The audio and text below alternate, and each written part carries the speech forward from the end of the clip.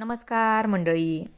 Star प्रवाहावरील लग्नानंतर होईलच प्रेम या मालिकेच्या पुढील येणाऱ्या भागामध्ये आपल्याला असं बघायला मिळणार आहे की आता संगीत समारंभ असतो, तर जीवा आणि पार्थच्या संगीताला सगळ्याच कलाकारांनी हजेरी लावलेली असते.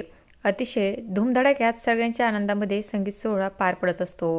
जीवा, नंदिनी, पार्थ, काव्या सगळेच खूप खुश असतात, पण मात्र पुढे काय होणार आहे याची कोणालाही कल्पना नसते. इकडे रम्याने आता संगीत समारंभात काहीतरी मोठं कारस्थान करण्याचा प्लॅन बनवलेला असतो. कशा प्रकारे काव्या उद्या लग्न मंडपात पोहोचणारच नाही याची तिने पूर्ण तयारी केलेली असते.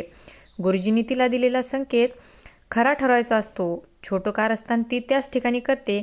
काव्याला डान्स करताना तिला स्टेजवरून खाली पाडायचं असतं, पण तिथे पार्थ असल्यामुळे तो काव्याला खाली पडू देत नाही. वेळेतच तिला सांभाळतो.